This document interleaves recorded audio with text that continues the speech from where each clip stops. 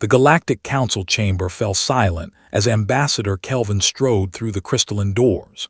His boots echoed against the polished floor, a sound that seemed unnaturally loud in the vast amphitheater designed for beings 3 times his size.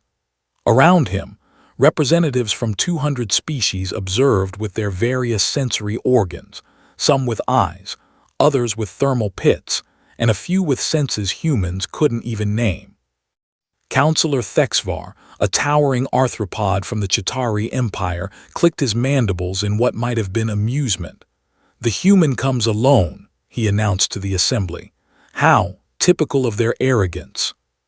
Kelvin stopped at the center platform, his hands clasped behind his back. "I come as requested, Counselor. You summoned me to discuss the matter of the Vexnari raids." "Indeed," Thexvar's compound eyes glittered. "The Vexnari have decimated 17 civilizations in the past solar cycle. They have enslaved populations, stripped worlds bare, and left nothing but ash in their wake. Yet curiously, Ambassador, they have never touched a human colony. Not one. We find this suspicious." A murmur rippled through the council. The Lysari delegate, a being of pure energy contained within a force field, pulsed with accusatory colors. "Perhaps the humans have made a deal with these marauders. Perhaps they guide the Vexnari to our worlds while protecting their own." Kelvin's expression didn't change, but something in his eyes hardened. "You think we're collaborating with them?" "What other explanation exists?" Thexvar demanded. "Every species in this sector has suffered their attacks. The Norathi lost 3 colony worlds in a single month. The Silicate Collective was nearly wiped out. Yet humanity sits untouched, expanding its territory while we bleed. Explain this, human." The ambassador took a slow breath. "You want to know why the Vexnari don't attack human space?" "Yes," several voices chorused across the chamber. "Very well." Kelvin reached into his jacket and withdrew a small data chip. "May I?" Thexvar gestured permission, and Kelvin inserted the chip into the council's holographic display system. An image materialized above them, a star chart showing Vexnari raid patterns over the past decade. Red dots marked their attacks, creating a web of destruction across the galaxy. True to the council's observation, human space remained conspicuously untouched, like a bubble in the center of chaos. "You see an anomaly," Kelvin said. "We see a pattern. The Vexnari aren't avoiding us out of friendship, counselors. They're avoiding us out of fear." Scoffing sounds erupted from multiple delegates. The Yulani ambassador, whose species possessed 4 brains, spoke up. "Fear? Of humans? Your species is barely 2 centuries into space travel. You lack the military might of the Chitauri, the technological sophistication of the Lysari, or the psychic power of my own people. What could the Vexnari possibly fear from you?" Kelvin's lips curved into something that wasn't quite a smile. "Let me tell you a story, counselors. 20 years ago, before most of you were aware humans existed, a Vexnari raiding fleet made a mistake. They attacked a human colony on Kepler 442b. A small settlement, 3,000 civilians, mostly families, with a minimal defense force. The Vexnari expected easy prey. The holographic display shifted, showing footage of the attack. Vexnari ships, massive and predatory, descended upon a peaceful settlement. Buildings burned. Civilians ran. It was a scene the council had witnessed countless times before. "They killed 400 people in the first hour," Kelvin continued, his voice flat. "Men, women, children. They began loading survivors onto slave ships. By all accounts, it should have been over, just another successful raid for them." Thexvar clicked impatiently. "And yet obviously you survived. You drove them off, yes, a lucky victory." "No," Kelvin's eyes swept the council. "We didn't drive them off, we hunted them down." The display changed again. This time it showed human military vessels, smaller and less impressive than most galactic warships, but moving with purpose and coordination that seemed almost predatory. Within 6 hours, Every human military vessel within 3 systems had converged on Kepler 442b. Within 12 hours, we had tracked the Vexnari fleet to their staging ground. Within 24 hours, that staging ground no longer existed. "One battle," the Yulani ambassador said dismissively. "A retaliatory strike. This proves nothing." "It wasn't one battle," Kelvin replied quietly. "It was the beginning of something your species haven't had to do in a very long time. We went to war." The holographic display now showed a cascade of images: human fleets engaging Vexnari ships, boarding actions, planetary assaults. But something was different about these battles. The humans fought with a ferocity that seemed to unsettle even the recorded footage. "We tracked every ship from that raid," Kelvin said. "Every single one. It took us 3 years, but we found them all. We found their crews, their families, their home bases. We didn't stop until every being who participated in the attack on Kepler 442b was brought to justice. Human justice." Thexvar shifted uncomfortably.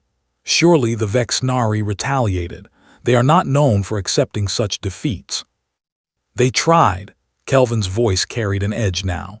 "They sent punitive fleets. We destroyed them. They attacked human merchant vessels. We responded by destroying their primary shipyards.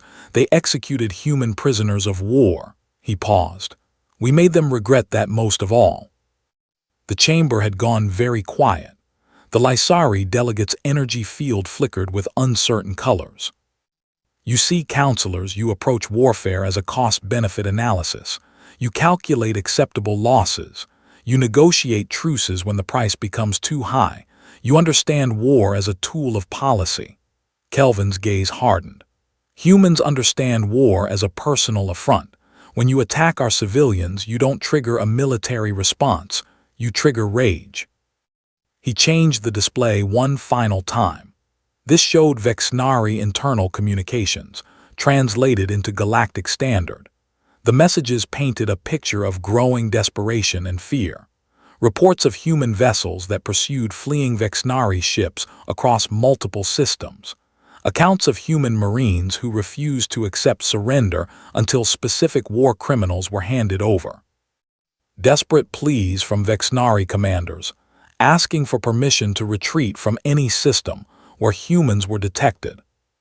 "This is a message from the Vexnari High Command to all their fleet admirals," Kelvin said, highlighting one particular transmission. "It was sent 8 years ago. Would you like me to read it?" No one answered, but no one objected. "All ships are to avoid human space by a minimum of 5 light years. Under no circumstances are human vessels, stations, or settlements to be engaged. Any crew member who violates this order will be executed, as will their entire chain of command. The humans do not fight like civilized species. They do not stop. They do not forgive. They have declared eternal war against us for a single raid, and our analysts believe they will pursue this war indefinitely regardless of cost. We cannot defeat an enemy who values revenge more than survival." The silence in the council chamber was absolute now. Kelvin removed the data chip and pocketed it. "You asked why the Vexnari don't attack human space, counselors. It's simple. They learned something about humanity that you haven't had to learn yet. We don't forget. We don't forgive certain crimes. And we absolutely do not accept the murder of our people as an acceptable cost of doing business in this galaxy." "You're describing a vendetta that has lasted decades," the Yulani ambassador said, his 4 brains clearly struggling with the concept. "Surely the resource expenditure is irrational." "To you, perhaps." Kelvin turned to face the Yulani directly. "Your people evolved on a world with abundant resources and few predators. You learned to cooperate because cooperation was efficient. Most of you did." He gestured around the chamber. "You evolved in environments where conflict could be negotiated, where surrender was an option, where wars ended when one side gained a marginal advantage." He paused, letting his words sink in. "Humans evolved on a death world. We spent millions of years as prey, then millions more as both predator and prey. We learned to hold grudges because the tribe that forgot which cave the lions lived in didn't survive. We learned to pursue revenge because the human who let an enemy live to fight another day didn't pass on their genes. We learned that sometimes survival means being so terrifying that nothing dares attack you in the first place. Thexvar's mandibles worked silently for a moment. You're saying humans are uniquely vengeful. I'm saying we're persistent, Kelvin corrected. The Vexnari killed 400 of our people. In response, we've spent 2 decades making sure they will never kill another. We've lost ships, resources, and yes, more lives in the process. By your calculations, it's been inefficient. But here's what you're missing. The Vexnari will never attack human space again. Neither will anyone else who hears this story and believes it. He turned to address the full council. You called me here to question why humans aren't targeted. Now you know. It's not because we're strong. Half the species in this chamber could defeat humanity in a conventional war. It's not because we're technologically advanced. We're playing catch-up there too. It's because we're the one species in this galaxy that treats an attack on our civilians not as a tactical setback, but as an unforgivable crime that must be punished, no matter the cost, no matter how long it takes. The Lysari delegate pulsed with what might have been understanding. You've weaponized your own irrationality. We've made our values clear, Kelvin replied. Attack our military and we'll fight a clean war. Attack our civilians and we'll fight a total war. The Vexnari chose to learn this lesson. I suggest others take note. He bowed slightly to the council, a gesture of respect that somehow carried an undertone of warning. If there's nothing else, counselors, I have reports to file. We've tracked 17 Vexnari ships that escaped our last engagement. It may take us years, but we'll find them. As Kelvin turned to leave, Thexvar called out, Ambassador, wait, the council. We may have been hasty in our accusations. Perhaps we could discuss a mutual defense arrangement. Kelvin paused at the chamber doors. Perhaps we could, counselor, but understand this. If we agree to defend your worlds, we'll defend them the human way. We won't accept surrender from raiders. We won't negotiate with slavers. And we won't stop hunting them just because it becomes expensive or inconvenient. And if we find that approach too extreme. The human ambassador's smile was cold. Then I suggest you figure out what the Vexnari figured out, counselor. Make yourself such an unappealing target that no one wants to test your resolve. Because in this galaxy, there are predators and there is prey. The only question is which one you choose to be. With that, Ambassador Kelvin walked out of the council chamber, leaving behind a room full of species who had just realized that the small, seemingly insignificant newcomers to the galactic community might be the most dangerous species of all. Not because of their strength, but because of their unwillingness to forget, to forgive, or to ever stop coming. In the weeks that followed, 3 more species requested mutual defense treaties with humanity. The Vexnari raids continued across the galaxy, but human space remained untouched, an island of peace maintained not through power, but through the credible threat of limitless retribution. The galaxy had learned a new lesson. Humans could be your greatest allies or your worst enemies. The choice was simple, don't make them choose.